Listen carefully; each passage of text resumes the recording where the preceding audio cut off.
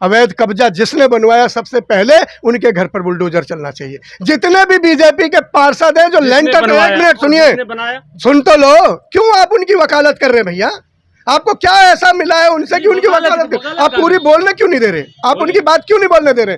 अब अवैध कब्जा करना गुनाह है तो अवैध कब्जा करवाना भी गुनाह है। जिन लोगों ने अपने चरण में नोट के लालच में बिक गए, कुर्सी बेच दी, ईमान बेच दिया, सबसे पहले ऐसे बेईमानों के घर में बुलडोजर चलना चाहिए। और 272 में से जितने पार्षद जीते बीजेपी के, अगर लिस्ट निकाली जाएगी तो बुलडोजर उनके घर के आगे खड़ा मिलेगा, क्योंकि बेईमानों की सारी जमात, आपको पता है मनोज तिवारी ने पहली बार जब अध्यक्ष बने मान लिया कि सारे के सारे बेईमान है, चेहरे जीत ही नहीं सकते, नहीं दे दो।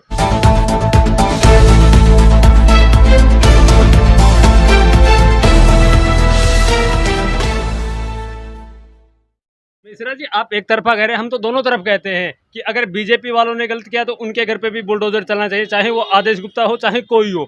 और अगर आम आदमी पार्टी ने अवैध कब्जा कर रखा है, पार्टी कार्यालय के बाहर भी कुछ अवैध कब्जा है, उस पर भी चलना चाहिए। किस एक तरफा टारगेट? मैं एक तरफा नहीं कह रहा हूँ। आपने मुझसे पहली बात बोला कि अपराधियों के ऊपर बुलडोजर चलना चाहिए। मैं आपको एक चुनौती देता हूं और हिंदुस्तान के तमाम बड़े पत्रकारों को चुनौती दे रहा हूं आपके माध्यम से। अगर पत्रकारिता का पा भी बचा है तो अपनी औकात बचाने के लिए काम कर लीजिए।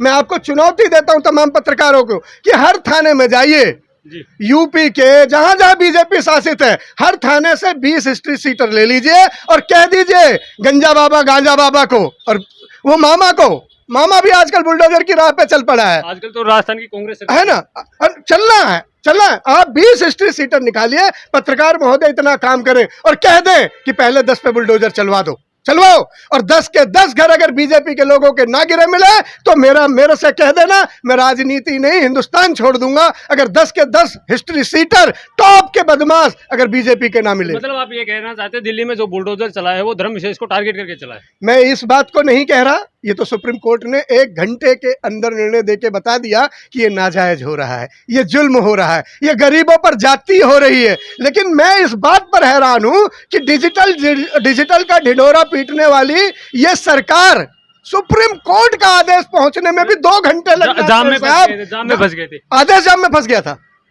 डिजिटल युग में आदेश जाम में, आदेश मोटरसाइकिल पे चल के आ रहा था। वही तो कह रहे हैं। डिजिटल क्या है? बीजेपी डिजिटल अगर आदेश भी डिजिटल युग में जाम में फंस रहा है तो डिजिटल है कहाँ? किस बात का ढिंढोरा? आज देश जल रहा है, देश में बुलडोजर चल रहा है और जर्मनी में बातों के सिकंदर जुमला किंग ढोल पीट रहे। किस खुशी में ढोल पीट रहे हो? महंगाई का पारा ज्यादा हो गया इस खुशी में, पेट्रोल 100 के पार चला गया इस खुशी में, बेरोजगारी में देश सबसे नीचे आ गया इस खुशी में। किस खुशी में ढोल पीटा जा रहा बर्लिन की छाती में? झांसा राम जी, आपको समझ आए तो हमें भी समझा देना। हिंदुस्तान त्राहिमाम कर रहा है, 8-8 घंटे की बिजली की कटौती झेल रहा उत्तर प्रदेश। बनारस में चंदौली में क्या हुआ? चंदौली में एक बेटी के घर में पुलिस वालों की टीम जाती है और हत्या महंगाई पे बातचीत करने के लिए सभी प्रदेशों के मुख्यमंत्रियों की मीटिंग रखी गई, तो आपके मुख्यमंत्री साहब अरविंद केजरीवाल उस मीटिंग में सो रहे हैं, तो कैसे कंट्रोल होगा? अब कोई भैया बकवास करेगा, कोई जुमलेबाजी करेगा तो किसी भी अच्छे आदमी को नींद आ जाएगी। जो आदमी नीतिगत बात ही नहीं करेगा, आज बता दूं वो क्यों सो रहे थे जी। अगर आपने कहा, मैं नहीं कह रहा हूं कि वो समझदार आदमी सो रहे होंगे, देश का वीडियो आई हुई है ना, तो वीडियो हो सकता है आदमी चिंतन कर रहा हो, मनन कर रहा हो, आंख झपका रखी हो, ऐसी वीडियो भी आप सब बहुत बढ़िया बना देते हो। मैं जानता हूं किस किस की आपने बनाई है, संजय जोशी से लेके किस किस की वीडियो सबने देखी। हम सब जानते हैं कौन बनाता है, कौन उसका मास्टर है, हम सब जानते हैं। मैं एक बात कह रहा हूं, देखिए आज यूपी में कितना कर्जा है पता है आपको? बहुत। कितना? बहुत क्या होता है? कई करोड़ों में होगा 3-4 लाख करोड़ का। गुजरात में सब जगह है। कितना होगा? पूरे देश के ऊपर करोड़ों में कब्जा है। हिंदुस्तान में एक ही राज्य ऐसा है दिल्ली जहां कर्जा नहीं है, खजाना लबालब भरा है। सब कुछ ज्यादा होने के बाद कहते हैं ना हमने पानी फ्री दे दिया, बिजली फ्री दे, सुन लीजिए, एक बात सुन लीजिए, 2 सरकार कुछ नहीं है, एक ही सरकार है दिल्ली में, केजरीवाल की सरकार। एक नायक की सरकार और एक नालायक की सरकार है। नायक की सरकार लोगों को ईमानदारी के साथ जीना सिखा रही है और कल गुजरात में अब तक के हिंदुस्तान के सबसे बुद्धिमान, सबसे कर्मठ राजनीति की पाठशाला जिसे मैं कहता हूं, अरविंद केजरीवाल ने कहा है कि ईमानदारी का 2 ही पैमाना है। ईमानदार नेता वही है जो फ्री में बांटेगा, बेईमान नेता नायक की सरकार में पंजाब में दंगे हो जाते हैं। सरकार में दंगे नहीं हुए हैं। पंजाब में सरकार 48 घंटे में वो 4 गुनहगार जो बीजेपी के यादे प्यादे स्यादे, ऐसा ही मनोज मिश्रा जो अयोध्या में था, ऐसे ही कुलविंदर, जितेंद्र और महेंद्र पकड़े गए। 48 घंटे के अंदर जेल के सीखचों में ठूस दिया उन्हें मान साहब ने, और कह दिया, बता दिया कि जो अंगू पंगू चंगू चल रहे हो ना, इससे देश की और पंजाब की सियासत को बिखरने नहीं देंगे, भाईचारे को बिगड़ने नहीं देंगे। ये मनोज मिश्रा, ये कहीं से तेजिंदर बग्गा, कहीं से ऐसे लोग जो निकल निकल के कुकर मुत्ते की तरह चले आते हैं, हिंदुस्तान की हिंदुस्तानियत को, अमन के जो हत्यारे हैं, ये हत्यारों की कौन है पाठशाला भैया, कौन है पाठशाला? आप सारी तस्वीरें देख लीजिए। दंगे के पीछे, कहीं भी दंगा भड़क जाए, दंगे के पीछे, पंगे के पीछे कोई ना कोई फूलबाज खड़ा मिलेगा। उसकी फोटो कभी अमित शाह के साथ होगी, कभी उसकी फोटो आपके आदेश गुप्ता के साथ होगी। जैसे अंसार की फोटो आम आदमी पार्टी के नेताओं के साथ आ रही है। अंसार की फोटो और कहाँ आ रही है? सिर्फ आम आदमी की आ रही है क्या? किसको जिताया उसने? पार्षद किसको जिता रहा था? वो किसका कोऑर्डिनेटर था? बोलिए अपने मुंह से, किसका कोऑर्डिनेटर था? बीजेपी का था ना। तो फिर आपने बीजेपी का नाम क्यों नहीं? यही दलाली है पत्रकारिता की। अच्छा, यही दोनों तरफ की कह रहे हैं, दोनों की फोटो नहीं रहे, ये दलाली पत्रकारिता दंगे करने वाले दोनों पार्टियों में नहीं। आप बताइए ना, किसका कोऑर्डिनेटर था? बोलिए। बीजेपी का कोऑर्डिनेटर थे। हाँ, टोपी किसकी लगा रखी थी? आम आदमी की भी लगा रखी थी, बीजेपी की लगा। जिता किसको रहा था? जिता किसको रहा था? आम आदमी के किसी नेता का प्रचार कर रहा था चुनाव में, उनकी भी टोपी लगाई। आम आदमी के किसी नेता का प्रचार कर रहा था? बोलिए। मैं वही कह रहा हूँ, आम आदमी पार्टी की भी टोपी छोड़ दीजिए, टोपी तो आप किसी की भी लगवा दीजिए। अभी जॉर्ज बुश की टोपी मेरे सिर पर रखवा दीजिए। आप सब करते हैं ये सब, आप लगा तो रहा हूं। आपने प्रचार किसका किया? जितवाया किसका? कोऑर्डिनेटर किसका बना? वोट किसके लिए मांगे? और दंगा कराने के बाद टोपी तो कोई भी बना लो। पहने से होते तो आप विरोध क्यों करते हैं? किसका अंसार पे एनएसए लगाए? लगाओ, खूब लगाओ। मैं तो कहता हूँ खूब लगाओ। देखिए, अपराधी अपराधी होता है, अपराधी का न जाति होता है न धर्म होता है। संविधान से देश चलता है, ये बात कहते हैं मोदी जी भी। संविधान से चलाओगे कब? आप जाके 7 साल में 7 बार रोने वाले प्रधानमंत्री हैं। अभी आएंगे बर्लिन, आएंगे भावुक होंगे, अभी बर्लिन से आएंगे। गुजरात चुनाव से पहले मैं घोषणा कर रहा हूं, सुन लो पूरा हिंदुस्तान, गुजरात चुनाव से पहले, मानसून आने से पहले मोदी जी के आंखें बरसेंगी। लोग कहेंगे वाह मोदी वाह।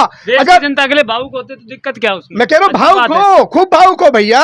देश की जनता के लिए भावुक हो, थोड़ा सा अपनी पत्नी यशोदाबेन के लिए भी भावुक हो जाओ, उन्हें भी वो सम्मान दे दो। एक सती, हिंदुस्तान में एक सती तप कर रही है, एक माँ तब कर रही है। मैं नमन करता हूं ऐसी माँ को, यशोदाबेन जी के चरणों में नमन करता हूं कि कितने सतीत्व से वो अपना जीवन जी रही है और किसके लिए जी रही हैं, किसके लिए जी रही। ये हिंदुस्तान की कौन सी मर्यादा पढ़ाई जाएगी?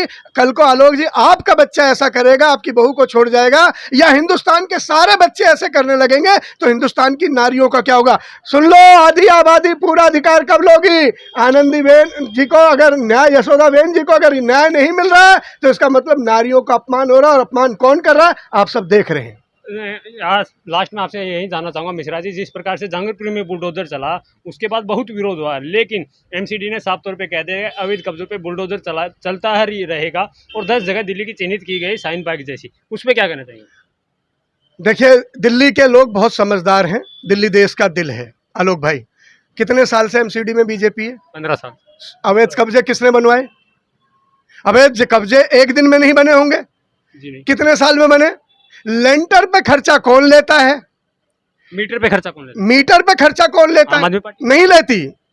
आप अवैध कब्जों पे मीटर दिखाइए भैया, इनको अवैध कब्जों पे मीटर कौन? इनको दिखाइए। लेंटर से ज्यादा इन्हें मीटर की चिंता है, जबकि इनके पास कोई साक्ष्य नहीं है। 20 ये दलाली है बीजेपी की। मैं प्रमाणित कर रहा हूँ, मैं आपको वो मीटर दिखाऊंगा जहां अवैध कब्जों पे मीटर है। आप खबर दिखाइए, जगह मत दिखाइए। आप खबर दिखाइए, उस आदमी को गिरफ्तार कराइए जो मीटर पे पैसा ले रहा है। आप गिरफ्तार कराइए, उसके खिलाफ अदालत जाइए, FIR दर्ज कराइए, ये पत्रकारिता करिए। आपकी सरकार का भी, मैं कह रहा हूँ किसी का भी हो, अवैध कब्जों पे मैं कह रहा हूँ नहीं है, मैं कह रहा हूं उसे जेल कराइए। आप खामखा बोल रहे हैं, लेकिन आप लेंटर पे नहीं बोलेंगे, क्योंकि आप में इतना बूता नहीं है। अभी जाएंगे, बीजेपी वाला कोई नेता मिलेगा, आपके गाल लाल कर देगा। हो सकता है आपके पैर पे बुलडोजर चढ़ा दे, आपके आईडी पे चढ़ा दे, आपके कैमरामैन पे चढ़ा दे। और जैसे यूपी में एक पत्रकार ने दिखाया था ना, नून रोटी, नमक रोटी, नून मैं तो देहाती आदमी हूँ, नून बोलता हूँ साहब, आपके जैसा पढ़ा लिखा टाई वाला पत्रकार नहीं हूँ, बड़ा देहाती सा आदमी हूँ, सरल सा आदमी हूँ। नून रोटी खाता हुआ दिखाया था और उसका क्या हो गया, क्या स्थिति हुई। आप लोगों को पत्रकारों पे भी शर्म नहीं आ रही, पत्रकारों के जुल्म जलालत पे भी शर्म नहीं आ रही। मुझे नहीं लगता कि आप लोग बीजेपी का इतना झोला उठाए काहे घूम रहे भैया। कम से कम अपनी बिरादरी का, पत्रकारों के सम्मान का ही मान रख लीजिए। आप सबको, आपको अभी भी हंसी आ रही है, लोग जी खूब हंसी है, बीजेपी की स्थिति पे खूब हंसी है, लेकिन आपको कभी दुख नहीं हुआ कि एक नून रोटी की खबर दिखा दी और उस पत्रकार का नेस्त नाबूद कर दिया गया। मिश्रा जी, हम तो कह रहे हैं कि आदेश गुप्ता के घर पे भी बुलडोजर चलना चाहिए। वही आप कहते हो ना कि आम आदमी पार्टी के कार्यालय के बाहर जो अवैध कब्जा, उस पर बुलडोजर चलना चाहिए। पूरे हिंदुस्तान में कहीं भी अवैध कब्जा है, अवैध कब्जा जिसने बनवाया सबसे पहले उनके घर पर बुलडोजर चलना चाहिए। जितने भी बीजेपी के पार्षद हैं जो लेंटर, एक मिनट सुनिए, सुन तो लो, क्यों आप उनकी वकालत कर रहे हैं भैया। आपको क्या ऐसा मिला है उनसे कि उनकी वकालत कर, आप पूरी बोलने क्यों नहीं दे रहे, आप उनकी बात क्यों नहीं बोलने दे रहे।